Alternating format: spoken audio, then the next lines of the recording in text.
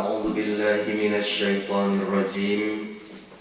بسم الله الرحمن الرحيم. السلام عليكم ورحمة الله وبركاته.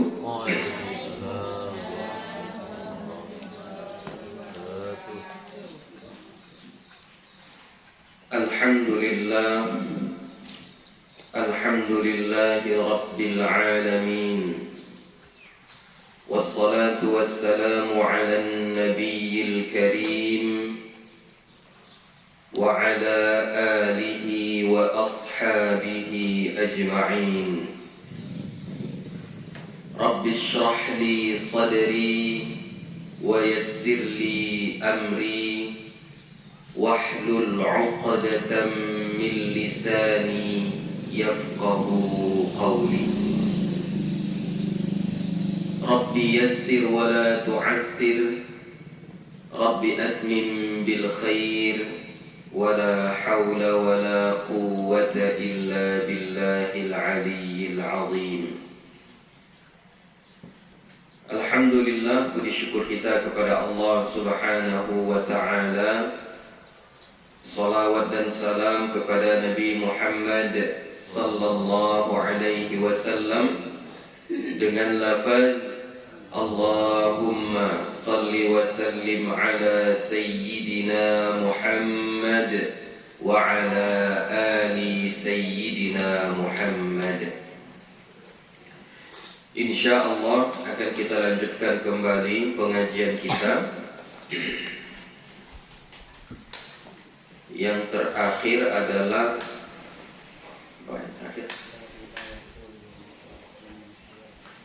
bab ma yaqul man aisa min hayatihi. Itu udah dari awal atau dari mana? Dari wadalailuna dakartu fi hadzal bab.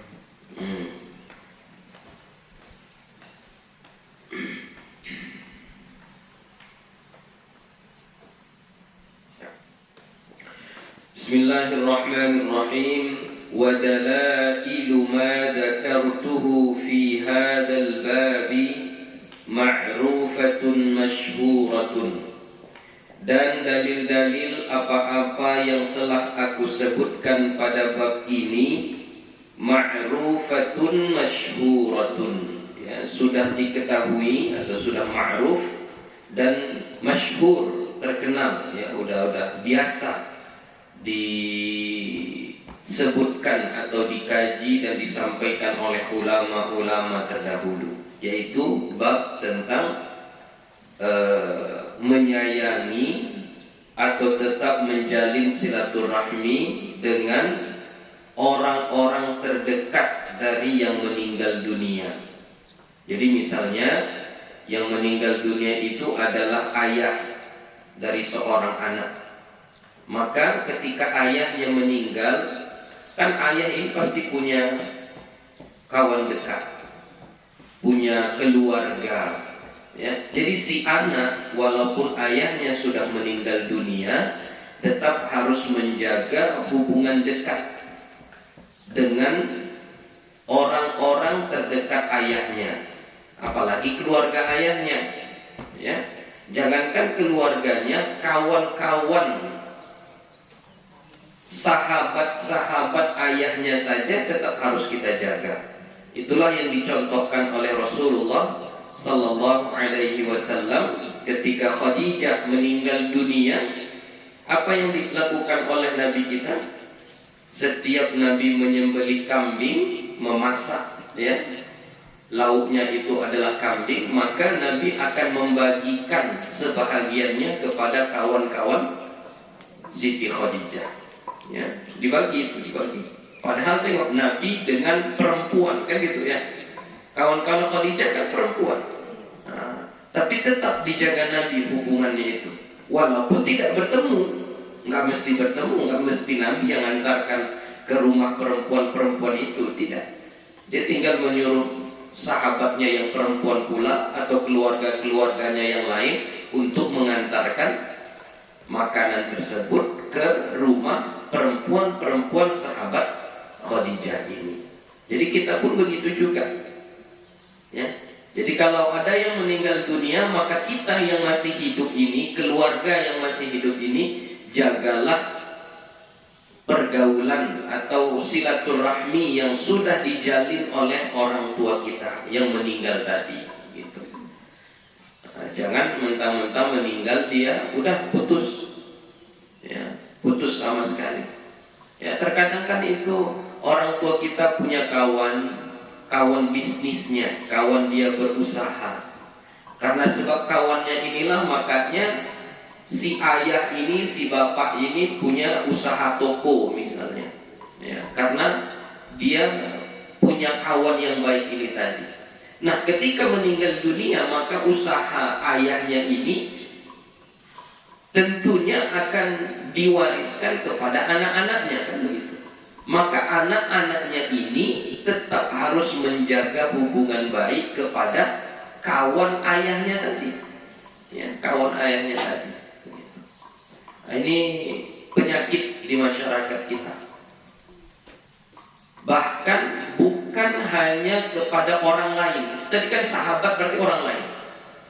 Terkadang kepada keluarga sendiri, kalau sudah meninggal ayahnya, emaknya, atau orang yang terdekat ini, maka hubungan antar keluarga ini pun jadi renggang. Saya kasih contoh. Misalnya seorang ayah ini meninggalkan anak 5 orang. Meninggal ayahnya, yang 5 orang ini belum tentu akur, belum tentu akrab. Setelah meninggal ayahnya, setelah meninggal emaknya, nggak ada lagi ayah, nggak ada lagi emak, tinggal anak-anaknya saja. Yang 5 ini belum tentu akrab. Paling jumpanya nanti setahun sekali. Ya. Tanya-tanya kabar pun udah jarang-jarang. Nah, padahal ini saudara yang sangat dekat, saudara kandung. Itu banyak terjadi. Apalagi keluar, ini masih satu rumah kan, adik kakak, abang adik, kan gitu, masih satu rumah. Apalagi yang di luar rumah itu, ya misalnya saudara ayahnya, udah nggak apalagi mereka, udah nggak udah jauh lah jadinya hubungan keluarga itu sudah jauh. Apalagi nanti sampai kepada anak paman ayahnya, udah jauh lagi nanti hubungannya. Ketika ayahnya ini sudah meninggal dunia. Jadi kita yang berilmu, yang sudah mengaji, nah ketika meninggal ini, maka kita tetap harus menjaga hubungan baik dengan keluarga almarhum ataupun dengan orang-orang terdekat almarhum. Jadi harus tetap dijaga, ya. Jangan diputuskan dengan sebab dia meninggal dunia. Dalil-dalilnya sangat banyak, kata Imam Nawawi. Hadaftuha ikhtisaran. Aku membuangnya maksudnya tidak disebutkan semuanya di sini, ikhtisaran, untuk meringkas supaya singkat. Fa innaha tahtamilu kararis, karena sesungguhnya menulis semua dalil-dalil tentang ini itu membutuhkan banyak kertas. Ya, dulu kertas mahal, di zaman ulama-ulama kita dulu kertas ini mahal harganya, mahal. Jadi kalau ditulis banyak-banyak nanti membutuhkan banyak kertas, makanya disingkat saja. Wa idza hadarahu naz'u, dan apabila datang kepadanya nazak, ya, maksudnya si mayit itu sudah dekat dengan kematian, udah nafasnya sudah satu-satu, itu namanya nazak. Falyukthir min qaul la ilaha illallah, maka hendaklah dia memperbanyak ucapan la ilaha illallah. Jadi kalau sudah nafasnya sudah terputus-putus, udah mau akhir dari nafasnya itu, maka perbanyaklah membaca la ilaha illallah. Supaya apa? Liyakuna akhir kalamihi, supaya dia perkataan la ilaha illallah itu menjadi akhir dari ucapannya. Kenapa kalau itu menjadi akhir dari ucapannya? Kita lihat dalilnya. Faqad rawaina fil haditsil masyhuri fi sunan Abi Dawud wa ghairihi. Maka sesungguhnya telah kami riwayatkan di dalam hadis yang masyhur di dalam kitab Sunan Abi Dawud dan selainnya, an Mu'adz bin Jabal radhiyallahu anhu, dari Mu'adz bin Jabal radhiyallahu anhu, qala Rasulullah sallallahu alaihi wasallam, bersabda Rasulullah sallallahu alaihi wasallam, man kana akhiru kalamihi la ilaha illallah dakhalal jannata.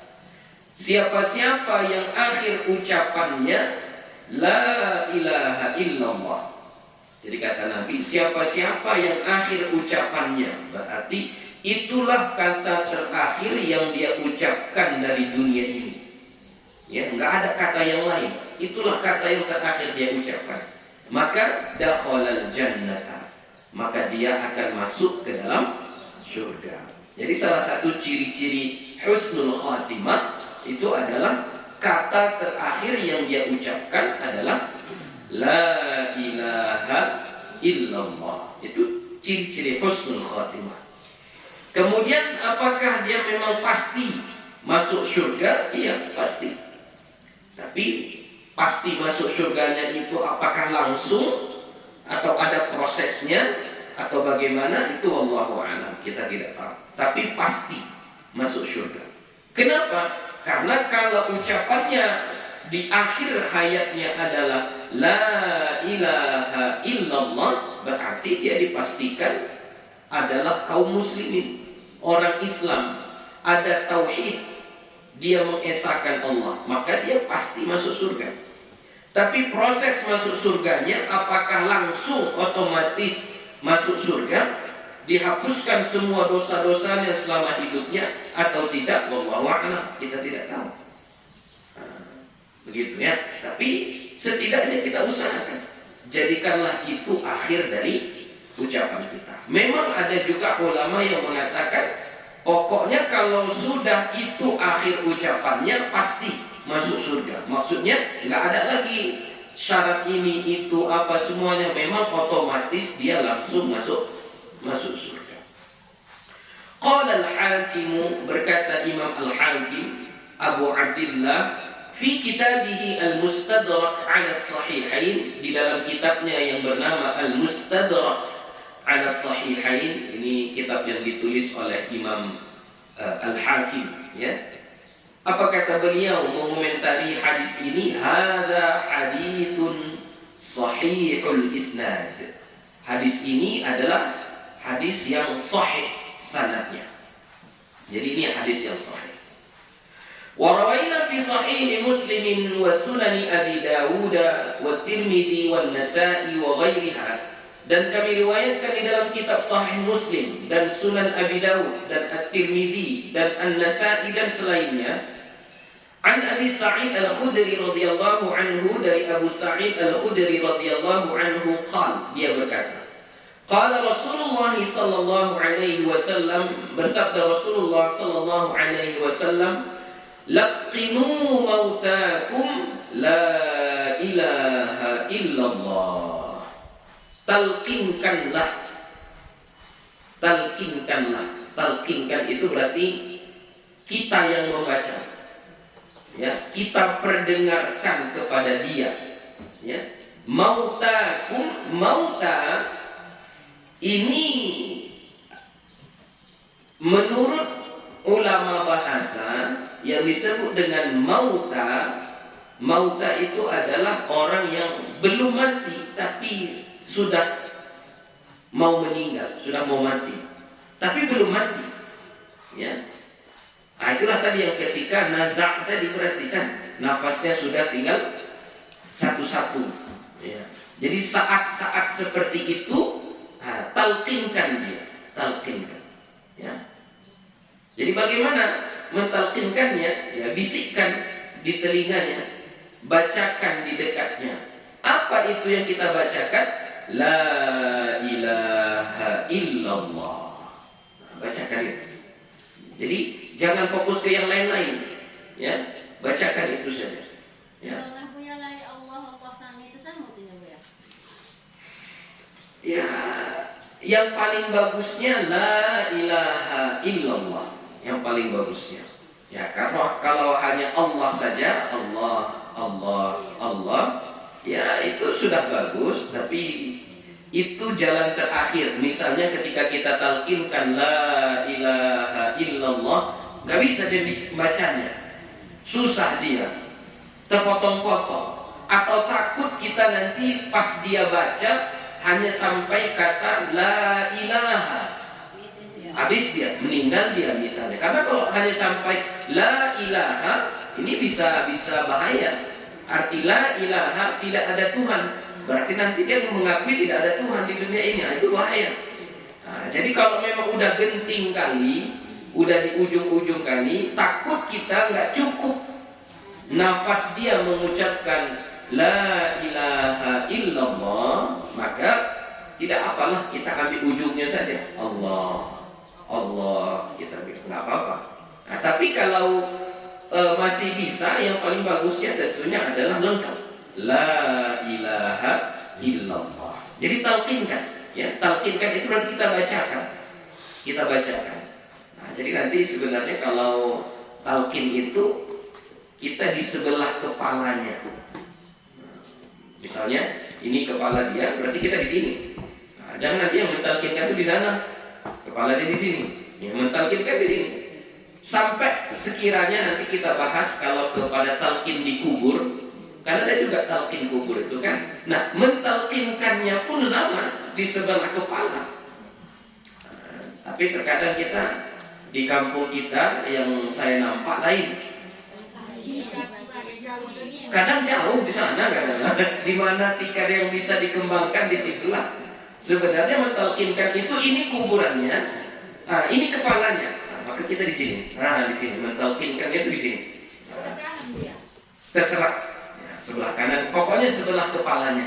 Ya, sebelah kepalanya. Nah, jadi talqin waktu hidup, yang di saat dia mau meninggal dunia, ataupun talqin setelah dikuburkan, itu sebaiknya di sebelah kepala, begitu ya. Jadi talqinkanlah orang yang mau meninggal itu ucapan la ilaha illallah. Qala At-Tirmidzi, berkata Imam At-Tirmidzi, hadza haditsun hasanun sahihun. Ini adalah hadis hasan sahih. Wa rawaina fi sahih Muslim aidan wa rawainahu fi sahih Muslim aidan. Dan kami meriwayatkan akan hadis laqinu mautakum la ilaha illallah, itu juga diriwayatkan di dalam kitab Sahih Muslim. Min riwayati Abi Hurairah radhiyallahu anhu an Rasulillah sallallahu alaihi wasallam. Dari Abu Hurairah radhiyallahu anhu dari Rasulullah sallallahu alaihi wasallam. Ya, jadi intinya hadis ini hadis yang kuat, ya, hadis yang hasan sahih. Bahkan ada di dalam kitab Sahih Muslim. Berarti hadisnya sahih. Ya. Jadi talqinkanlah, bacakanlah la ilaha illallah di telinga atau di sisi kepala orang yang mau meninggal dunia. Tanya Ibu ya. Kalau ziarah kubur itu bisa dibisiak di luar ini ya, ditalkin ke bulu. Bisa. Berziarah. Maksudnya kok lahlamu. Yo. Oh, kalau lahlamu udah itu. Talqin itu adalah saat-saat itu. Jadi misalnya tadi mau meninggal dunia, saat dia mau meninggal dunia. Kemudian kalau sudah dikuburkan, talqinnya itu saat baru selesai dikuburkan itu. Belum kita tinggalkan kuburannya. Kalau sudah ditinggalkan kuburannya, nggak ada lagi. Ya, nggak ada lagi. Kalau sudah ditinggalkan kuburannya, misalnya kita ziarah sebulan kemudian, nah itu bukan talqin lagi yang kita baca, doa yang kita baca. Qala al-ulama'u, berkata ulama, fa illam yakul huwa, maka jika tidak dia yang membacanya, dianya di sini adalah orang yang sedang nazak tadi, orang yang sedang mau meninggal dunia tadi. Kalau dia nggak bisa membacanya, udah sesak nafasnya, tapi dia nggak bisa baca la ilaha illallah, nggak ada tanda-tanda dia mengucapkan itu, Laqanahu man hadarahu, mentalkinkannya orang yang hadir di situ.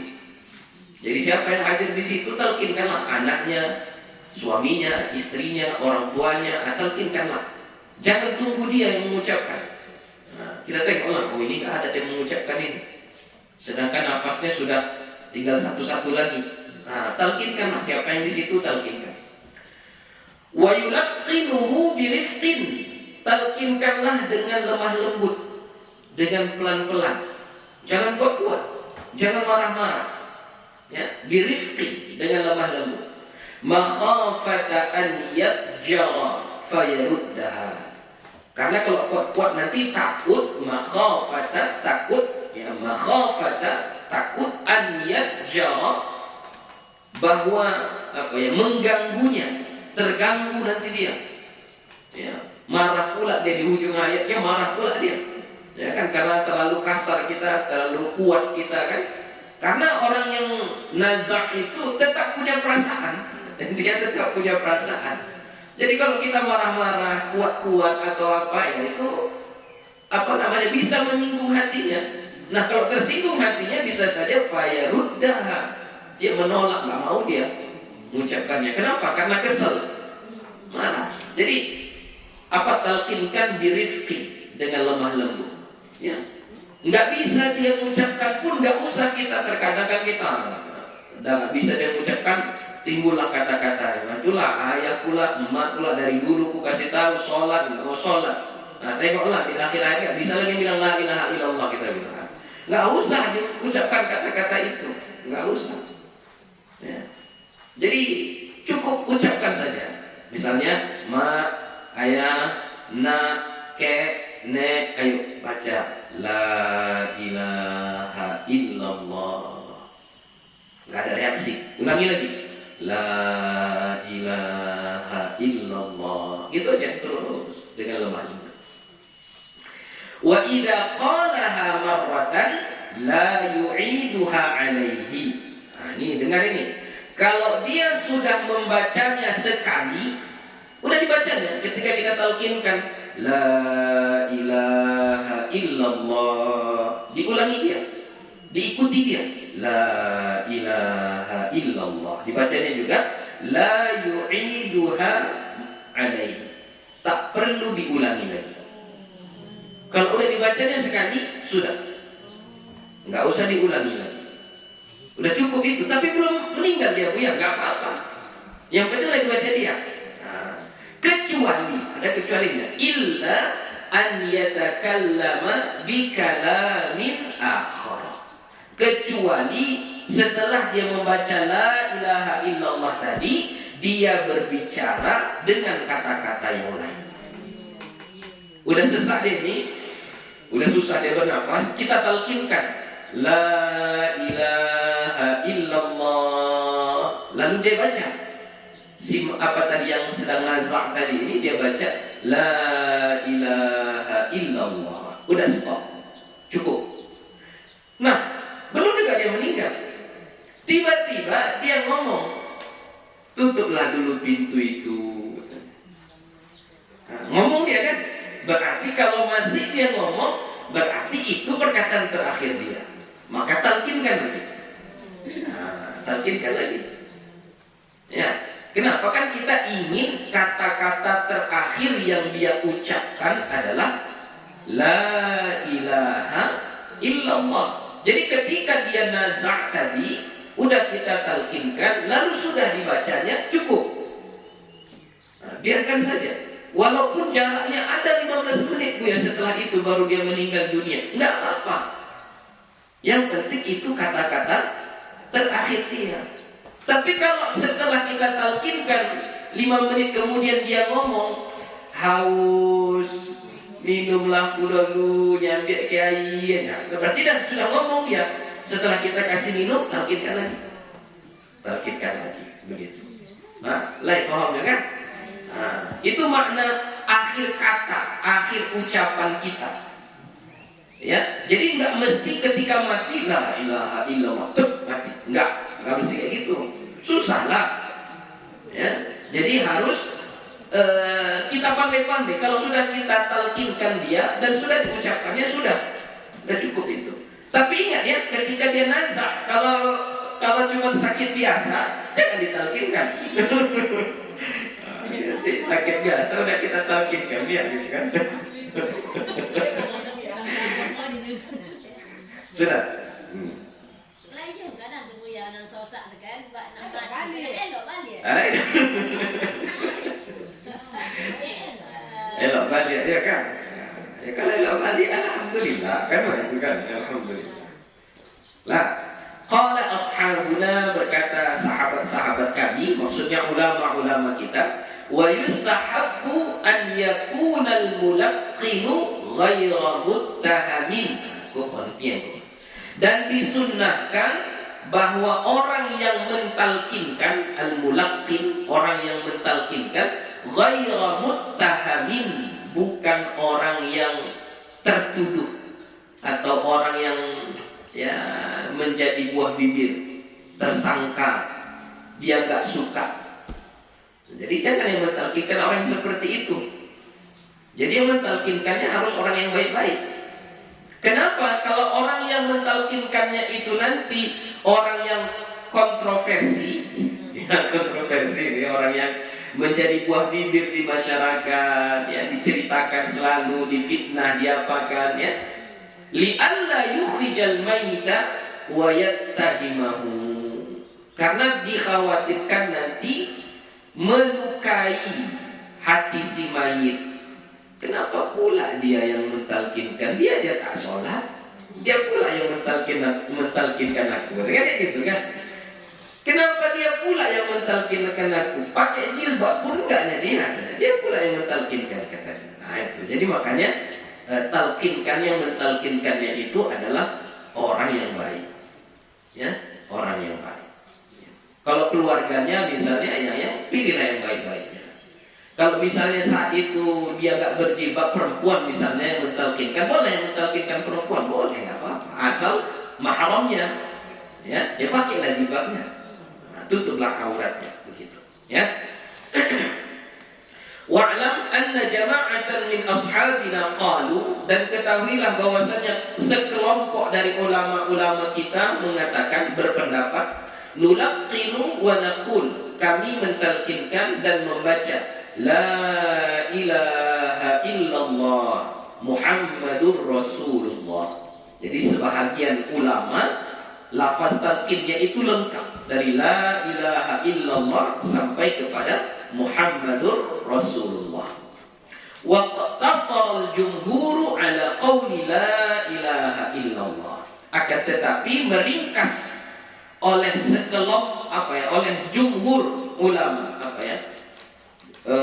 mayoritas, kebanyakan ulama, mereka mesingkatkan hanya sampai perkataan la ilaha illallah, hanya sampai itu saja. Itu pendapat yang paling kuat, tidak mesti sampai Muhammadur Rasulullah.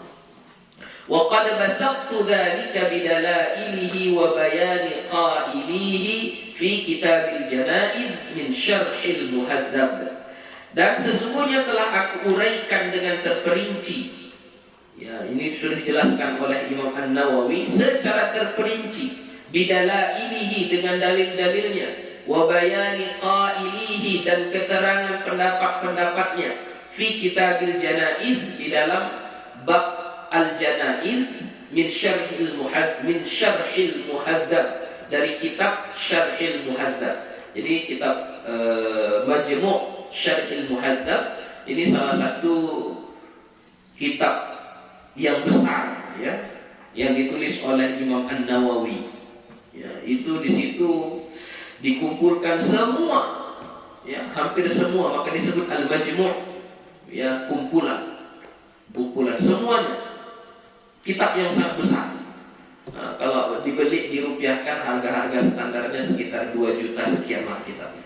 Besar kitabnya, berjilid-jilid. Ya. Jadi di situ dituliskan oleh Imam An-Nawawi di dalam bab al-janaiz, kata beliau. Kalau mau nengok dalil-dalilnya, tengoklah di situ. Tengok pendapat-pendapatnya, tengoklah di situ. Di kitab ini dia singkatkan saja, begitu. Ya, gitu.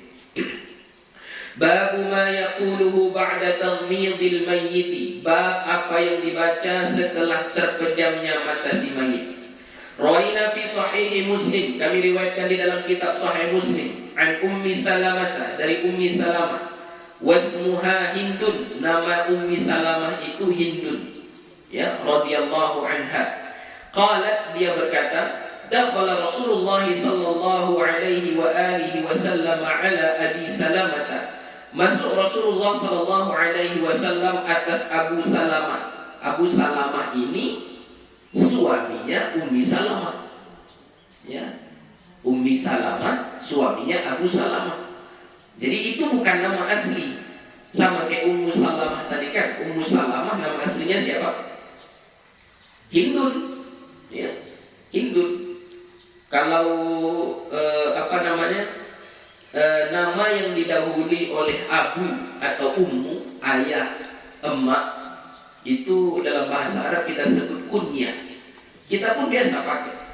Ya, misalnya anak kita namanya Putri, ya, maka orang akan memanggil, oh, emak Putri, kan gitu kan? Nah, itu namanya kunyah. Ya, itu namanya kunyah.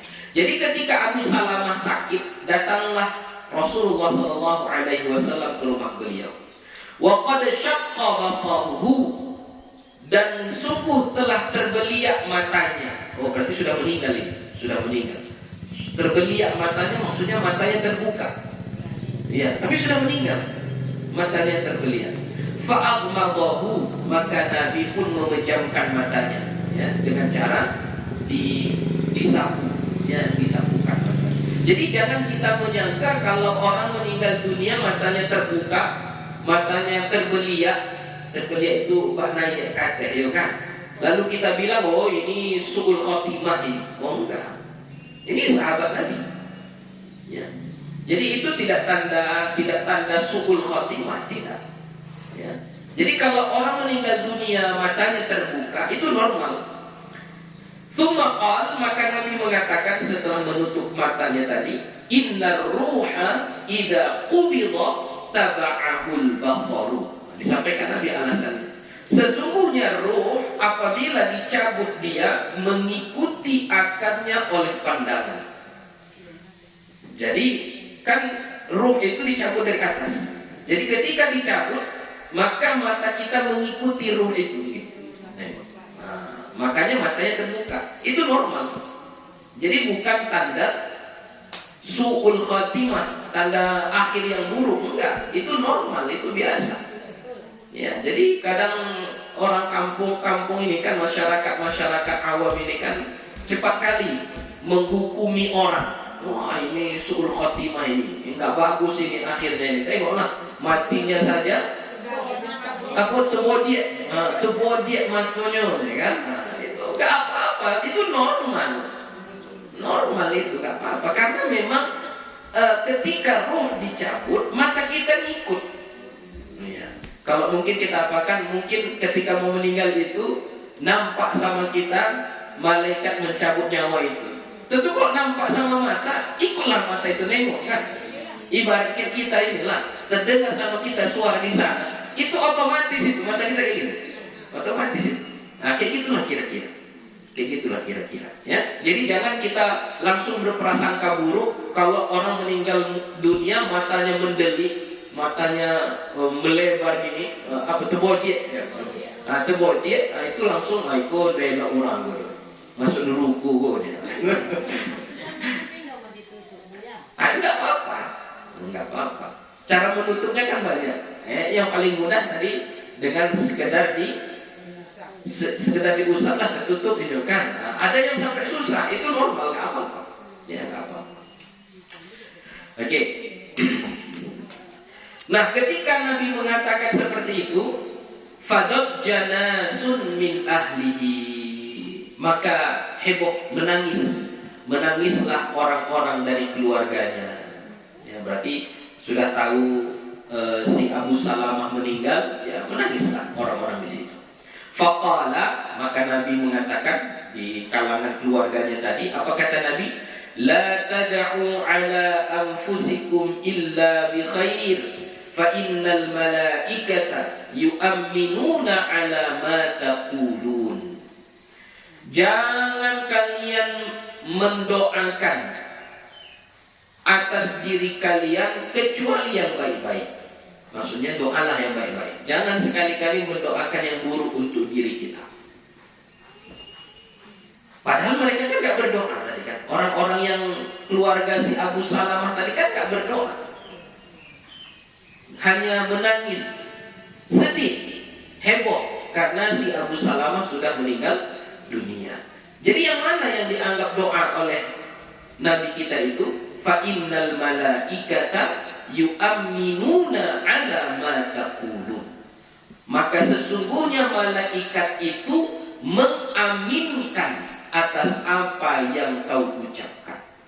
Nah, makanya orang tua kita, guru-guru kita dulu bilang ucapan itu adalah doa. Ini adanya. Malaikat itu mengaminkan apa yang kita ucapkan. Jadi kita ucapkan diaminkan sama malaikat. Enggak penting itu yang kita ucapkan itu yang buruk, yang jahat, enggak penting. Ya, pokoknya malaikat tugasnya hanya mengaminkan saja. Amin, amin. Malaikat kan banyak kan, tugasnya bermacam-macam. Misalnya lebu yang sedang sembahyang, apakah semayang ini ada orang yang baik-baik? Ya. Aku aja waktu biasa. Ya baik, ya kan baik. Kalau itu tahu kok baik ke Indo ya Bu ya.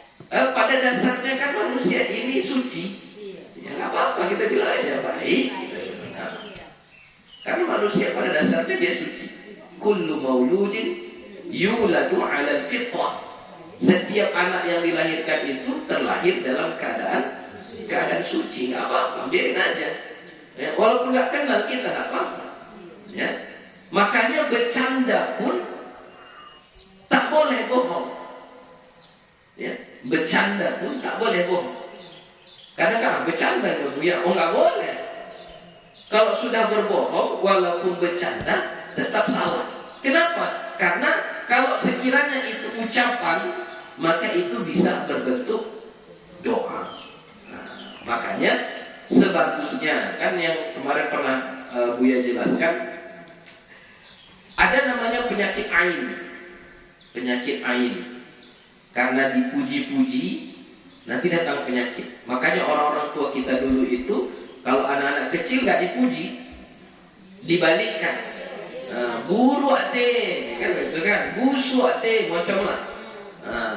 Dibalikkan kata-katanya. Tujuannya baik. Tujuannya adalah supaya tidak terkena penyakit ain tadi. Ain itu adalah mata. Ain itu artinya mata. Mata yang dengki, mata yang iri. Karena dipuji-puji, jadi ada yang iri nanti sama dia. Ada yang dengki nanti sama dia. Jadi makanya nggak boleh kita puji-puji. Nah, begitu. Jadi masalahnya salah mengambil langkah. Nah, jadi yang dibilang yang buruknya, buru ate kelakunggo, buru ate gani, buru yang jelek-jelek dia pakai. Ya, itu tetap diaminkan sama malaikat. Itu tetap diaminkan sama malaikat. Nah, jadi bagusnya kayak mana Bu ya? Ucapkan saja yang benarnya. Cantik kali, bagus kali, wangi kali, pintar kali, tapi dibubuhi di ujungnya itu Masya Allah atau la haula wa la quwwata illa billah. Begitu yang bagusnya. Jadi ibu cantik anakku, ya kan, Masya Allah, rancaknya Masya Allah, wanginya Masya Allah, tambah Masya Allah. Ya, kalau nak lengkapnya Masya Allah, la quwwata illa billah. Sampai situ saja sudah cukup. Masya Allah, la quwwata illa billah. Kenapa? Karena tadi malaikat mengaminkan apa yang kita ucapkan. Maka jaga ucapan kita. Hati-hati. Jangan memacam kemah-kemah itu lah itu. Nanti ada. Ya. Tsumma qal, kemudian dia bersabda, Nabi, jadi ketika orang sudah menangis tadi mendengar kabar meninggalnya Abu Salamah, lalu Nabi mengatakan jangan diucapkan yang buruk-buruk, ya, karena malaikat itu mengaminkan apa yang kita ucapkan. Lalu Nabi memberikan contoh apa yang dibaca. Allahumma ighfir li Abi Salamah. Ya Allah, ampunkanlah dosa Abu Salamah. Warfa' darajatahu fil mahdiyyin, dan tinggikanlah derajatnya pada golongan orang-orang yang mendapatkan petunjuk. Wakhlufhu fi 'aqibihi fil ghabirin, dan gantilah ia bagi orang yang hidup sesudahnya itu. Jadi maksudnya dia meninggal, tentu kan meninggalkan istri, anak, ya. Jadi didoakan juga penggantinya itu pengganti yang baik, ya. Wakhlufhu fi 'aqibihi fil ghabirin. Waghfir lana wa lahu ya rabbal alamin. Ampunkanlah kami dan dia, ya Allah Tuhan semesta alam. Wafsah lahu fi qabrihi, dan lapangkanlah baginya kuburnya. Wa nawwir lahu fihi, dan terangilah kuburnya. Jadi didoakan oleh Nabi. Qultu, aku berpendapat, aku mengatakan, kata Imam Nawawi, qauluhu syaqqa wa huwa bi fathis shin. Syaqqa itu cara membacanya dengan memfathahkan huruf shin. Wa basaruhu bi raf'ir ra'i, fa'ilu syaqqa. Dan basaru, ya bacanya basaru bi raf'ir ra'i, dengan merafa'kan huruf ra. Fa'ilu syaqqa, sebagai fa'il dari fi'il syaqqa. Hakadha riwayatu fihi, beginilah riwayat padanya, bittifaqil huffazi wa ahli dhabti, dengan kesepakatan huffaz, ya, ulama-ulama hadis, wa ahli dhabti, dan pakar bahasa. Qala sahibul af'al, berkata pengarang kitab al-af'al, yuqalu syaqqa basarul mayyita wa syaqqal mayyitu basarahu idza syakhasa, apabila mendelik, terbeliak, ya. Idza syakhasa, apabila terbeliak. Wa rawaina fi Sunanil Baihaqi bi isnadin sahihin, dan kami riwayatkan di dalam kitab Sunan Al-Baihaqi dengan sanad yang sahih, an Bakr bin Abdullah At-Tabi'i Al-Jalil, dari Bakr bin Abdullah At-Tabi'i Al-Jalil. Qala, beliau berkata, idza aghmadtal mayyita faqul, apabila kau mau memejamkan mata si mayit, maka bacalah. Nah, inilah yang ditanya tadi. Apa doa memejamkan mata si mayit? Apa ini? Bacalah Bismillah wa ala millati Rasulillah sallallahu alaihi wasallam. Gak ada kapurnya ya? Lupa. Kami itu ya. Itu juga. Nah, jadi Bismillah wa ala millati Rasulillah sallallahu alaihi wasallam. Nah, itulah doanya. Jadi memejamkan matanya baca itu. Bismillah wa ala millati Rasulillah sallallahu alaihi wasallam. Wa idza amaltahu, dan apabila engkau mengangkatnya, mengangkat mayit, ya mengangkatnya banyak versinya, mengangkatnya ke kerenda, ya, atau mengangkatnya dari tempat menyolatkan sampai ke kuburan, ya. Ya, ke tempat mandi sama juga, ya. Pokoknya mengangkatnya faqul, maka bacalah Bismillah. Jadi setiap mengangkatnya baca Bismillah, Bismillah. Enggak perlu lengkap sampai Ar-Rahman Ar-Rahim, ya. Bismillah saja. Bismillah, Bismillah. Tsumma sabbih ma dumta tahmiluhu. Kemudian bertasbihlah selama engkau mengangkatnya. Jadi selama kita mengangkatnya, jadi misalnya di kerenda, kita yang mengangkatnya. Jadi waktu mengangkatnya Bismillah. Setelah diangkat, sepanjang kita mengangkatnya, bacalah tasbih. Subhanallah, Subhanallah, Subhanallah, Subhanallah. Baca tasbih. Nah, begitu anjurannya, ya, begitu anjurannya. Babu ma yuqalu 'indal mayyit, bab apa yang dibaca di sisi si mayit. Rawaina fi sahih Muslim, kami riwayatkan di dalam kitab Sahih Muslim. An Ummi Salamah radhiyallahu anha, dari Ummi Salamah radhiyallahu anha qalat, dia berkata, qala Rasulullah sallallahu alaihi wasallam, bersabda Rasulullah sallallahu alaihi wasallam, idza hadartumul marida awil mayyita, apabila kamu menghadiri atau hadir di tengah-tengah orang yang sakit, yang sakitnya parah, atau sudah meninggal dunia, faqulu khaira, maka katakanlah yang baik-baik. Jadi kalau kita datang menjenguk orang yang sakit, datang menjenguk orang yang meninggal dunia, katakanlah yang baik-baik. Kenapa? Fa innal malaikata yu'minuna 'ala ma taqulun, sama kayak yang tadi ya. Maka sesungguhnya malaikat mengaminkan apa-apa yang kita ucapkan.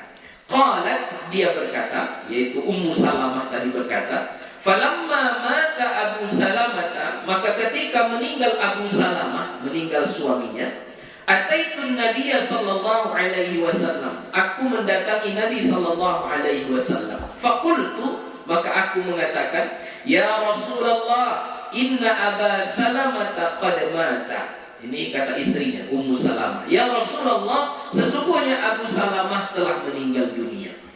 Jadi melaporlah istri Abu Salamah kepada Nabi bahwasannya suaminya telah meninggal dunia. Qala, Nabi mengatakan, quli, bacalah. Jadi Nabi ajarkan kepada istri Abu Salamah itu, Allahumma ighfirli wa lahu wa a'qibni minhu 'uqba hasanah. Artinya, ya Allah, ampunkanlah aku dan dia. Allahumma ighfirli wa lahu, ampunkanlah aku dan dia. Wa a'qibni minhu 'uqba hasanah, dan gantikanlah dia untukku pengganti yang baik. Faqultu dzalika, maka aku pun membaca itu, kata Ummu Salamah. Fa'aqabani Allahu man huwa khairul li minhu, maka Allah menggantikan untukku yang lebih baik darinya, Muhammad sallallahu alaihi wasallam, yaitu Nabi Muhammad sallallahu alaihi wasallam. Jadi setelah meninggalnya Abu Salamah, itu nanti Ummu Salamah pada akhirnya menikah kepada Rasulullah sallallahu alaihi wasallam. Jadi Ummu Salamah itu termasuk istri Nabi. Nah, ya, jadi makanya kita kalau berdoa ada yang meninggal dunia, ya, kita doakan supaya yang pergi dari kita itu dia tenang dengan diampunkan dosa-dosanya, lalu kita yang tinggal di dunia mendapatkan pengganti yang lebih baik dari dia. Ya, nggak apa-apa, boleh seperti itu halal, boleh ya. Jadi tidak mengapa. Misalnya seorang anak meninggal ayahnya atau meninggal ibunya, lalu dia membacakan doa ini, boleh nggak? Boleh. Ya, mana tahu nanti menikah lagi orang tuanya, semoga ayahnya itu atau emaknya itu menjadi emak yang baik, kan begitu. Ya. Setengah langit cikgu ya, kalau lah bini ini laki-laki sudah meninggal, bini mati laki, banyak terputus hubungan di akhirat itu ya dong ya. Kalau belaki bini juga. Kalau belaki bini nanti terputus hubungannya di akhirat. Iya, terputus hubungannya di akhirat. Maksudnya terputus hubungannya di akhirat itu ya nggak ada lagi kaitannya dengan dia. Jadi sebenarnya itu untung-untungan. Kenapa untung-untungan? Ya, misal kalau kita selama menikah dengan dia, kita tidak baik, kita orang yang tidak taat, perempuan yang tak taat, istri yang tidak solehah ya misalnya, lalu meninggal suami, maka nanti di akhirat yang bertanggung jawab kepada istri ini suami. Nanti ditanggung sama suami. Kenapa istrimu nggak sholat? Suami yang ditanya sama Allah. Kenapa istrimu tak menutup aurat? Suami yang ditanya sama Allah. Sudah meninggal dunia dia, 10 tahun lagi istrinya masih hidup, dan istrinya tetap nggak taat, tetap nggak solehah, tetap nggak mengikuti perintah Allah, maka suaminya nanti di akhirat ditanya itu, kenapa istrimu kayak gitu, kenapa kayak gitu.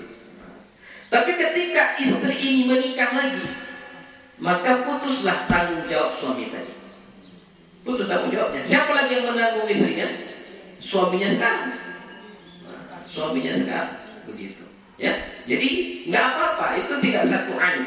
Ya, itu bukan satu masalah, nggak apa-apa, biasa itu, biasa. Jadi meninggal suami, lalu si istri menikah lagi, itu halal, boleh, nggak apa-apa. Ya, tidak apa-apa.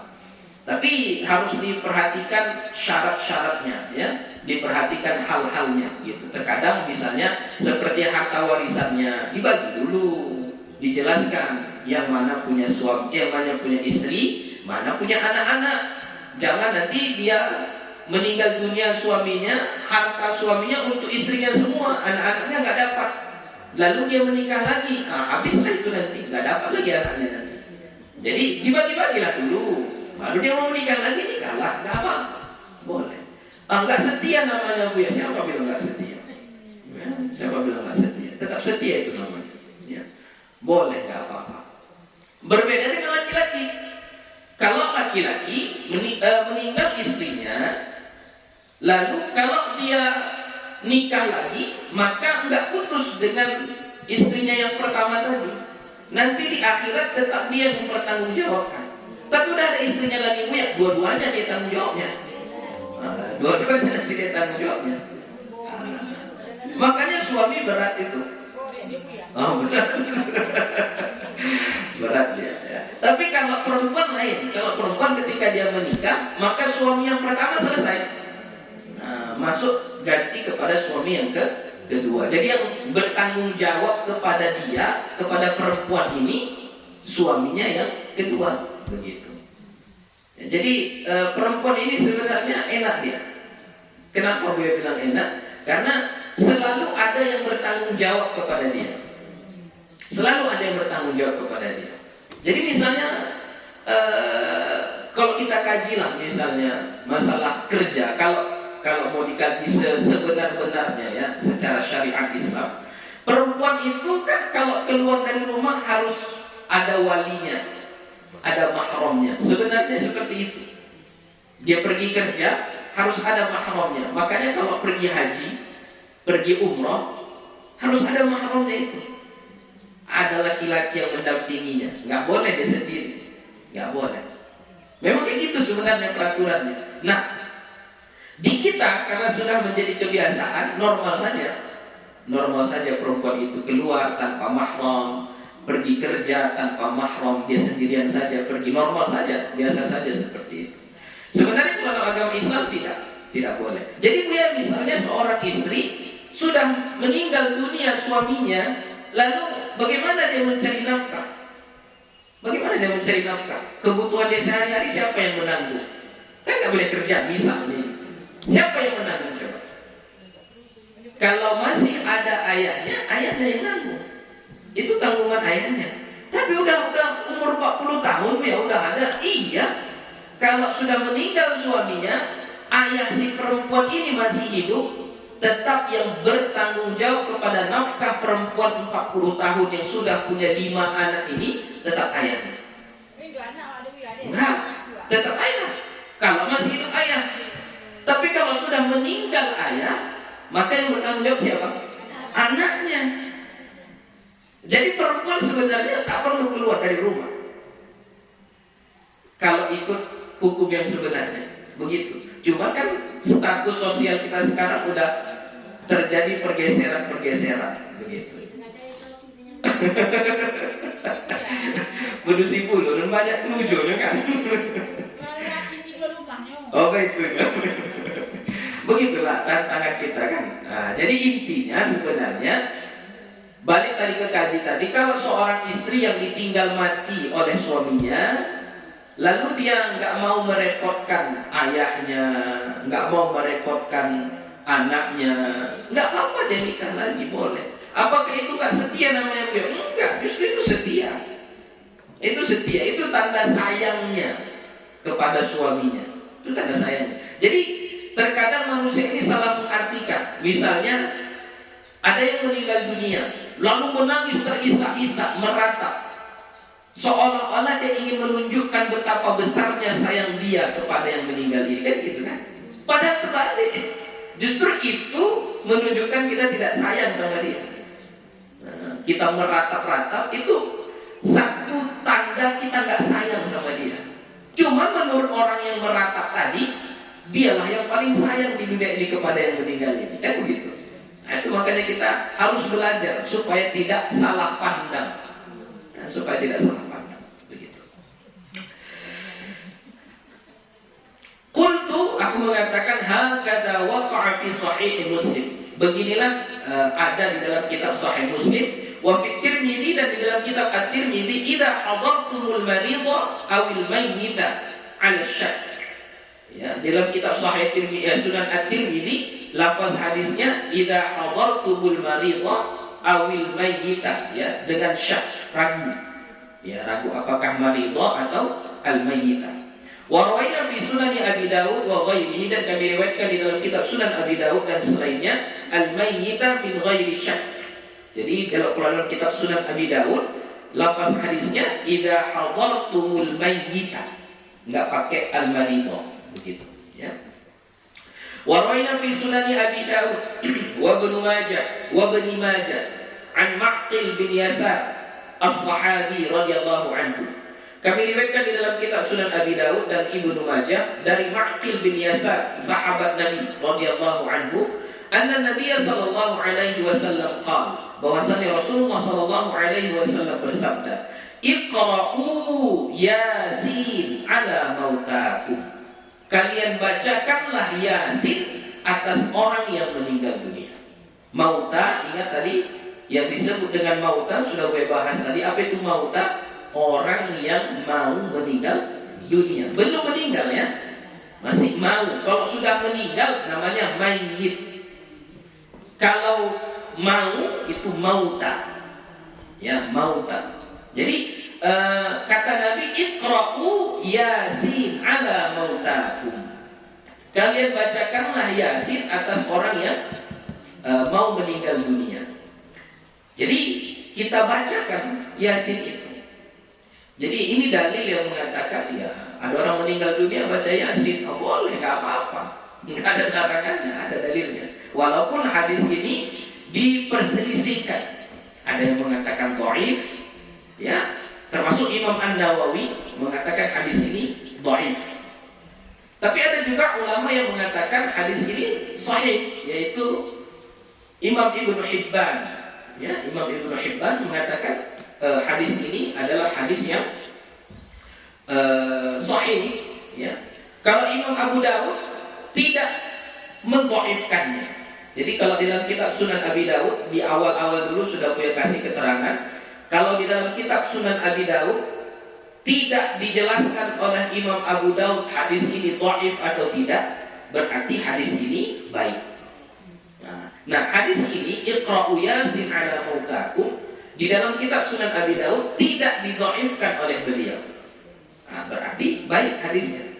Nah, di dalam kitab lain Imam Ibnu Hibban mengatakan hadis ini sahih.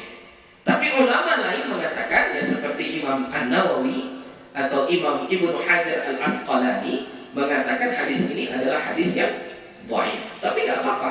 Intinya kalau ditanya boleh nggak baca Yasin kepada orang yang meninggal dunia, boleh, nggak apa-apa, bacakan Yasin. Pernah satu ketika di zaman tabi'in, ya, di zaman tabi'in ada yang udah sakit parah, ya, namanya Hudayf bin Al-Harith, ya. Lalu dimintalah salah seorang tabi'in di situ untuk membacakan surah Yasin. Ya, dibaca, namanya Salih bin Shuraih. Salih bin Shuraih. Nah, Salih bin Shuraih ini dibacakanlah Yasin. Baru sampai ayat ke-40 si tabi'in tadi meninggal dunia. Jadi nggak apa-apa, boleh kita baca, ya. Jadi bacalah Yasin. Tuliskan itu ngapun. Tuliskan. Bahkan kalau setelah meninggal dunia pun, misalnya kita datangnya orang ini sudah meninggal dunia, boleh nggak kita baca Yasin? Boleh, nggak apa-apa, baca aja, tetap boleh, ya. Qultu isnaduhu dhaifun. Aku mengatakan sanad hadis ini dhaif. Fihi majhulani, karena di situ ada dua rawi yang tidak dikenal. Jadi penyebabnya dhaifnya itu ulama mendhaifkan karena ada dua rawi yang tidak dikenal, nggak tahu siapa ini. Yang ini siapa namanya? Ya, termasuklah di situ namanya Utsman, ya, Utsman wa abihi. Ya, jadi ini nggak dikenal sama orang, siapa ini Utsman ini? Bukan Utsman bin Affan ya, bukan Utsman bin Affan. Jadi nggak kenal siapa ini, makanya didhaifkan oleh sebahagian ulama. Lakin lam yudha'ifu Abu Dawud, akan tetapi tidak mendhaifkannya oleh Imam Abu Dawud. Jadi Imam Abu Dawud tidak mendhaifkan hadis ini. Wa rawa Abi Dawud an Mujalid al-Sya'bi qala, dan meriwayatkan oleh Ibnu Abi Dawud dan dari Mujalid dari Asy-Sya'bi, dia berkata, kanatil ansaru idza hadarul mayyita qara'u 'indahu surat al-Baqarah. Adalah golongan Ansar. Ansar itu berarti orang-orang yang tinggal di Madinah. Itu Ansar yang menyambut datangnya Muhajirin, orang-orang Nabi dengan sahabat-sahabatnya dari kota Makkah. Ya, jadi itu Ansar namanya, orang yang di Madinah. Idza hadarul mayyita, apabila mereka menghadiri mayit, ada yang sedang meninggal dunia, qara'u 'indahu, mereka membaca di sisinya, di sisi orang yang meninggal itu, surat al-Baqarah. Surah Al-Baqarah. Nah, jadi baca Yasin boleh, baca surah Al-Baqarah pun boleh, enggak apa-apa. Atau baca surah yang lain pun boleh. Ada satu riwayat ada dibaca surah As-Saffat, di riwayat lain ada dibaca surah Ar-Ra'd. Bebas, Al-Quran lah pokoknya, bacakan saja, apa-apa, boleh ya. Mujalid dhaifun, tapi Mujalid dia statusnya dhaif, lemah ya. Intinya tidak mengapa membaca Al-Quran di sisi orang yang meninggal dunia. Daripada nangis-nangis ya, daripada kita meratapi, lebih bagus kita baca Quran. Nah, bacalah Quran. Apa yang kita dapat? Dapat Yasin. Bisa baca surah Al-Baqarah, baca surah Al-Baqarah. Enggak dapat itu surah-surah pendek, surah Al-Ikhlas, surah apa, bebas, enggak apa-apa, boleh ya.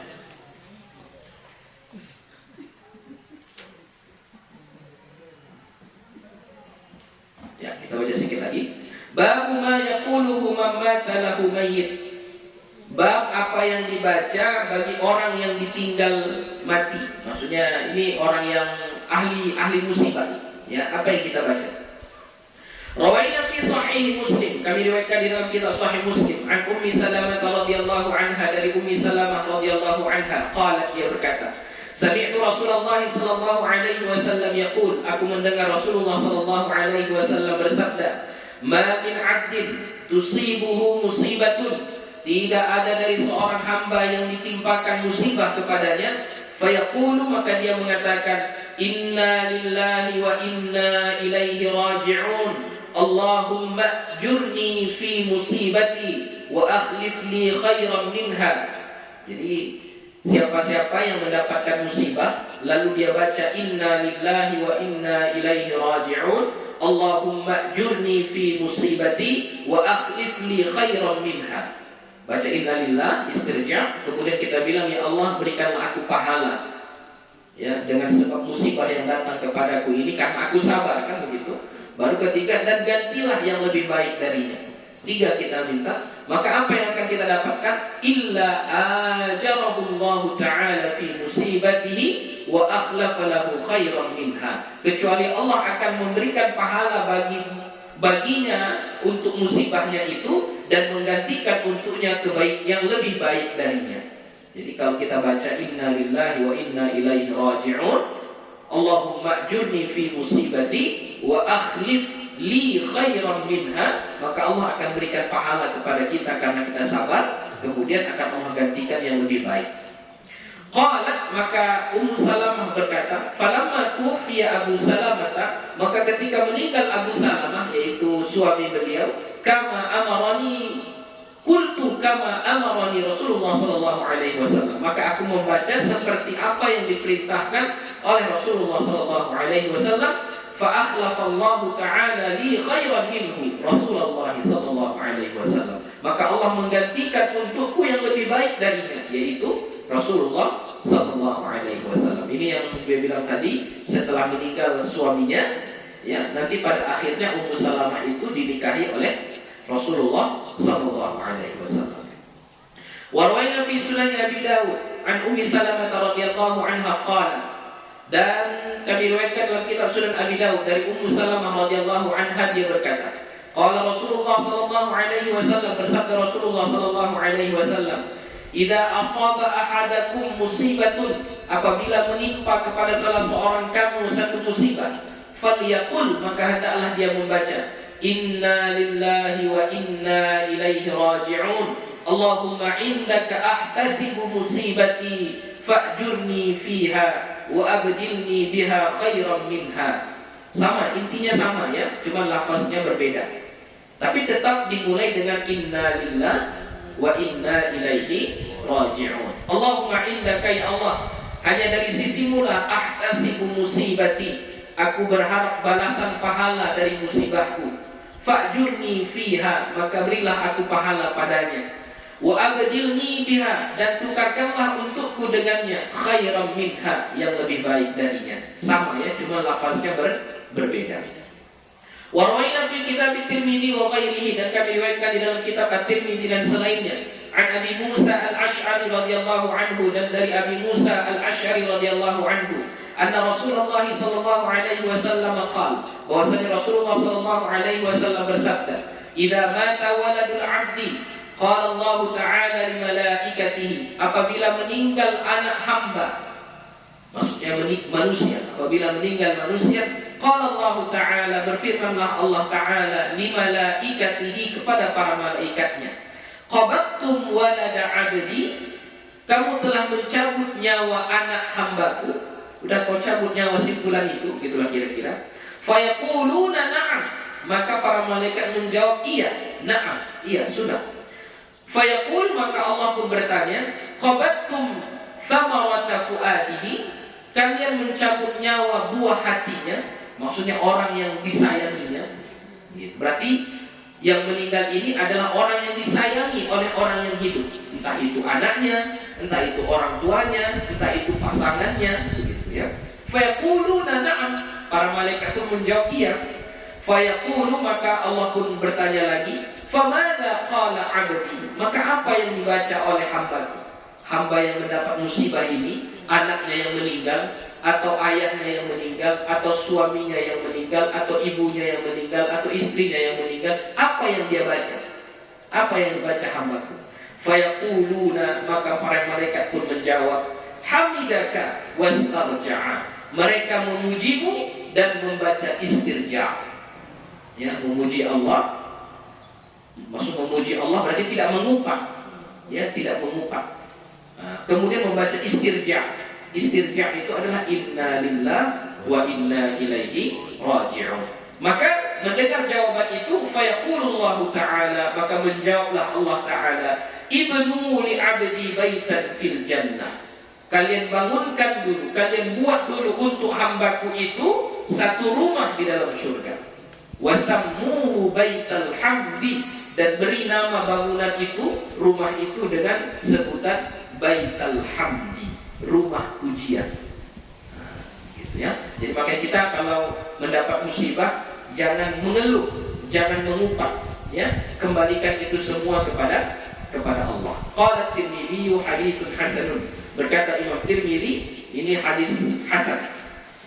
Wa fi ma'na hadza, dan pada makna ini, ma rawainahu fi sahih al-Bukhari, apa yang kami meriwayatkan akannya di dalam kitab Sahih Bukhari, an Abi Hurairah radhiyallahu anhu, dari Abu Hurairah radhiyallahu anhu, anna Rasulullah sallallahu alaihi wasallam qala, bahwasanya Rasulullah sallallahu alaihi wasallam bersabda, yaqulullahu ta'ala, berfirman Allah ta'ala, ma li 'abdil mu'min 'indi jazaa'un idza qabattu safiyahu min ahli dunya thumma ihtasabahu illa al-jannata.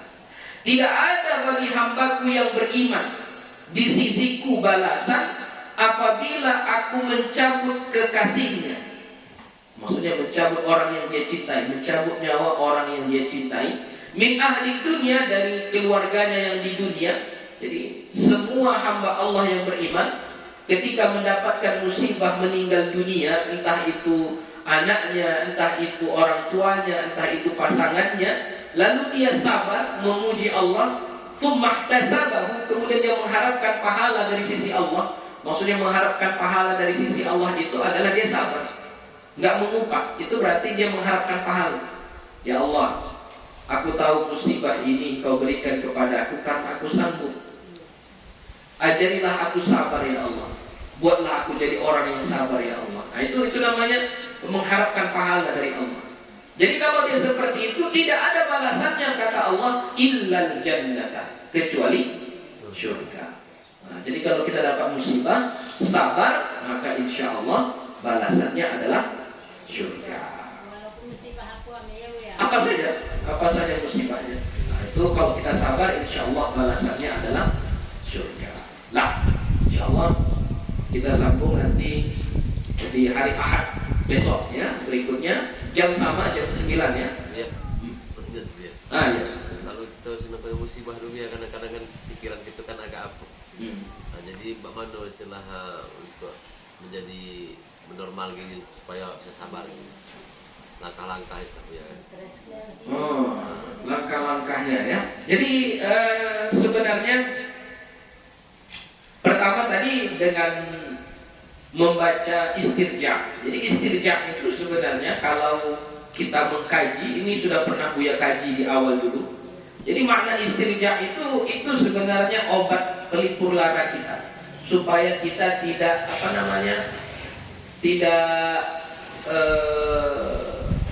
tidak berlama-lama dalam kesedihan. Ya.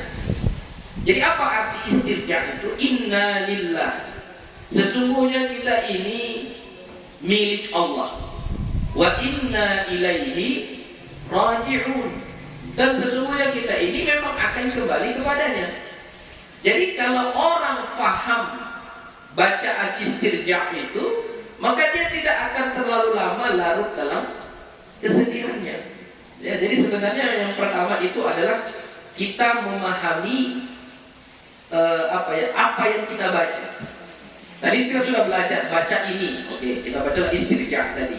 Tapi kalau hanya sekedar baca, tidak memahami makna yang terkandung di situ, maka kesannya tidak terlalu besar. Hanya dapat pahala saja gitu. Tapi kalau kita paham, maka kita tidak akan tidak akan terlalu larut berlama-lama dalam kesedihan. Kenapa? Karena itu kan bukan punya kita. Ya, bukan punya kita. Sama ibarat ini kadang kita kebalik ya, kadang kita kebalik. Gue kasih dua contoh ya. Sama juga ini karena sifat manusia kayak gitu kan. Sifat manusia itu sering salah pandang, kayak yang dua contoh tadi kan, yang dia menangis meratapi seolah-olah dia merasa dialah yang paling sayang, padahal sebaliknya kan begitu. Atau tadi misalnya seorang suami atau seorang istri ketika meninggal pasangannya, lalu dia tidak menikah lagi, dia menganggap dirinya dialah yang paling setia. Ya, enggak sebenarnya begitu. Kemudian ini gue kasih contoh lagi, misalnya orang berdoa, kita berdoa kepada Allah, lalu doanya ini sudah lama kita minta. Ya, tidak hanya berhari-hari, bahkan sudah bertahun-tahun. Nah, kalau orang yang tak berilmu, dia akan berbeda ini. Nada dari doa pertama dengan doa kedua agak berbeda itu nanti. Apa perbedaannya? Kalau pertama, ya Allah, berikanlah aku anak. Doa yang ke-10 kalinya, ya Allah, berikanlah aku anak. Doa yang ke-100 kalinya, ya Allah, berikanlah. Makin lama makin berubah itu. Ya. Tinggi nada doa itu menunjukkan level kesabaran kita. Semakin tinggi nada doa kita, berarti kita udah gak sabar lagi. Itu kira-kira bahasa kayak gini, ya Allah, udah 10 tahun aku mau minta, masa gak dikabul-kabulkan? Kira-kira kayak gitu, lihat. Orang kita minta kok maksa. Kan kita minta kan? Ya minta lah. Minta aja. Tidak usah memaksa. Ya. Jadi tapi kita merasa terzalimi. Kenapa kita terzalimi? Udah 10 tahun minta, kok gak dikasih-kasih? Katanya Allah mengabulkan semua doa, kan gitu kan? Kita merasa terzalimi. Nah, itulah yang salah paham tadi. Padahal semua doa kita itu dikabulkan sama Allah. Semua doa kita itu dikabulkan sama Allah. Tapi cara mengabulkannya berbeda-beda. Satu, sama dengan yang kita minta. Dikasih persis seperti yang kita minta. Kedua, dikasih tapi tak sama dengan yang kita minta. Misalkan ibu punya anak masih umur 4 tahun, lalu dia minta pisau. Mak, minta pisau, kira-kira ibu kasih atau enggak?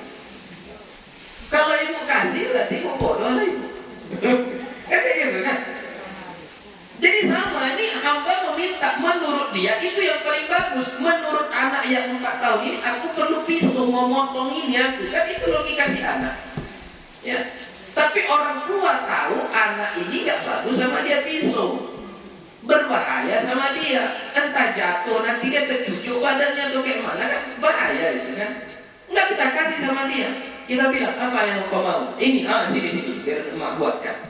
Dengan bentuk yang lain dikasih. Jadi kita pun meminta kepada Allah kayak gitu juga. Kita merasa yang kita minta nggak dikasih, padahal Allah sudah memberi dengan bentuk yang lain.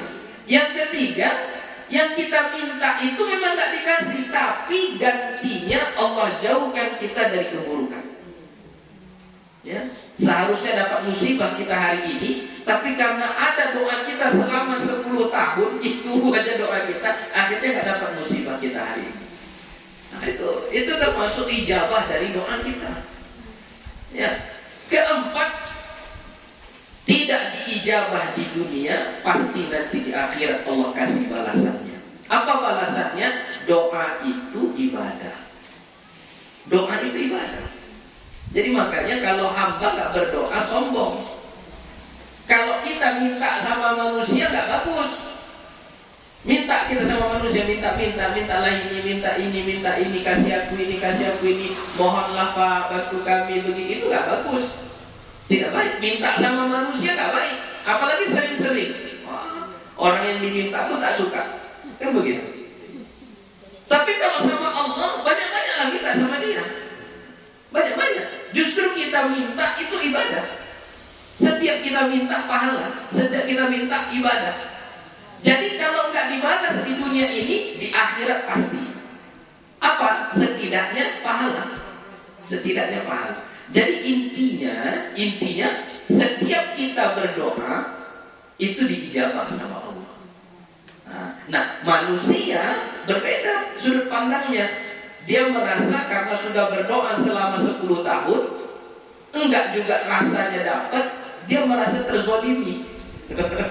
Merasa diabaikan sama Allah. Udahlah, nggak usah lagi aku sholat, udahlah, nggak usah lagi aku doa, udahlah, nggak ada pun gunanya. Merasa terzolimi dia. Itu yang salah paham tadi. Orang yang salah paham. Begitu. Mungkin terlalu banyak dosa. Iya, itulah tadi. Jadi intinya adalah kita banyak suuzon, salah sangka.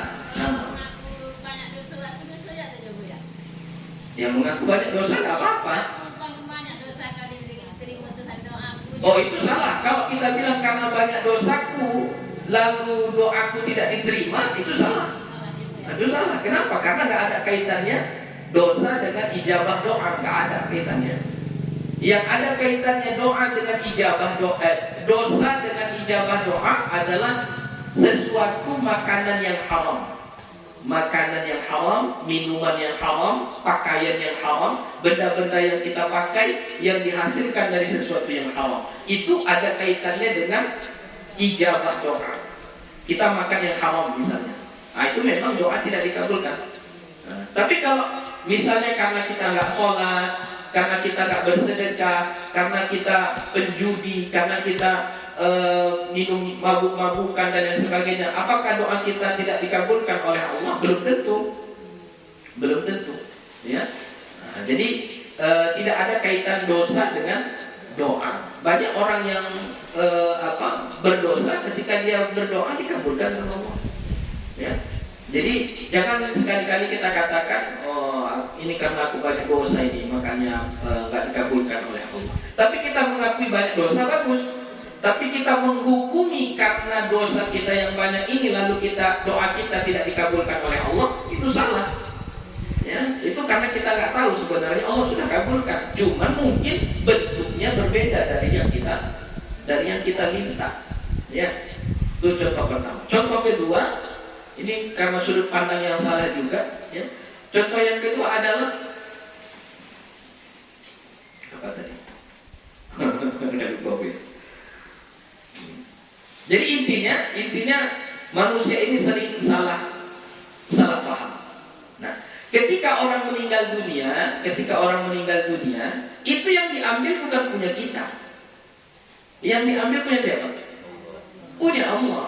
Makanya kita bilang inna lillah wa inna ilaihi raji'un. Ya, jadi ini bukan punya kita, ini kita hanya memegang titipan saja. Kita punya anak, itu dititipkan oleh Allah kepada kita. Lalu diambilnya lagi, dicabutnya nyawa anak ini, ya nggak usah marah lah, orang bukan punya kita. Bukan punya kita. Justru orang yang mengamuk, orang yang meratap, orang yang tak terima dengan ketentuan Allah, itulah orang yang tidak kenal Allah. Kenapa? Karena dia merasa dia memiliki benda tersebut. Jadi kita harus paham konsep istirja. Inna lillah. Kita ini milik Allah. Baru ingat gue contohnya tadi. Contohnya kita dengan Allah, ya, orang yang beriman itu meyakini Allah itu tanpa logika. Memang yakin kalau ada dibilang Allah, dia yakin. Dibilang Rasulullah kayak gitu, dia yakin, dia buat. Maka dia akan melihat sesuatu yang di luar logika dia. Di luar logika. Tapi kalau kita berimannya kepada Allah dengan logika, dengan sebatas logika, maka kita akan melihat di dunia ini sebatas logika kita aja lah. Contoh, misalnya Allah mengatakan, in tansurullah yansurku. Kalau kamu menolong agama Allah, maka kau akan ditolong. Ya. Asal untuk agama Allah, udah gak usah takut, pasti akan ditolong nanti. Kalau kau yakin itu tanpa logika, maka Allah akan tolong. Kita akan melihat sesuatu yang di luar nalar kita. Tapi kalau kita main logika, kalau aku bersedekah, ku kasih sama anak yatim 1 juta, uangku cuma 1 juta. Berarti tinggallah 1 juta uang, uangku cuma 2 juta. Berarti tinggallah 1 juta uangku. Rugilah, begitu. Berarti kita kali-kalinya secara logika, maka kita akan melihat secara logika saja. Tapi kalau kita nggak pakai logika, yakin aja, begitulah Allah menyuruh kita, begitulah Nabi memerintahkan kita. Kita kerjakan saja. Kalau sedekah, maka Allah akan beri yang lebih baik daripada itu. Sudah, sedekah saja. Nggak usah takut-takut. Ya. Maka nanti Allah akan beri yang lebih dari itu. Yang kita di luar logika kita. Ya. Gue jujur-jujur saja, termasuklah ini di luar logika gue. Nggak tahu gue dari mana-mana. Ya. Di luar logika. Ya sudah, buat saja. Jadi kalau kita beriman kepada Allah dengan keyakinan penuh tanpa logika, tapi bukan bodoh ya, meyakini sesuai dengan Al-Quran dan Hadis, maka kita akan melihat sesuatu yang istimewa di luar logika. Nggak nyangka kita seperti itu. Kalau kita berimannya mengandalkan logika, maka kita hanya melihat sesuatu yang logika saja, nggak ada yang istimewa, yang biasa-biasa saja. Jadi manusia kerap kali memandang yang logika ini yang paling baik. Ya kalau nggak kayak gitu nggak bisa lah. Kalau nggak begini nggak bisa lah gitu kan. Memandang logika itu yang paling baik. Nah itulah sudut pandang manusia yang selalu salah. Jadi begitu juga tadi tahapan-tahapan kita yang mendapat musibah. Pertama kita harus meyakini dan mengetahui bahwasannya yang diambil oleh Allah itu bukan punya kita. Punya siapa? Punya Allah lah. Yang diambilnya punya Allah. Jadi misalnya kayak benda lah, hilang. Kita punya uang, lalu hilang, dicuri orang, atau hilang diambil dengan cara yang menipu dan lain sebagainya, hilang dari kita. Kalau kita meyakini, oh itu bukan punya saya, ya, enggak apa-apa, dia nggak akan stres, ya nggak akan gila dia dengan itu. Kenapa? Karena dia tahu itu punya Allah. Jadi langkah pertamanya itu. Tapi sedih ketika meninggal dunia itu wajar. Bahkan Nabi pun sedih ketika anaknya meninggal dunia, ketika istrinya meninggal dunia, sedih. Jadi langkah pertama yang paling baik memahami konsep istirja, ya, bahwasanya kita ini adalah milik Allah. Nah, baru nanti ada tahapan-tahapan berikutnya.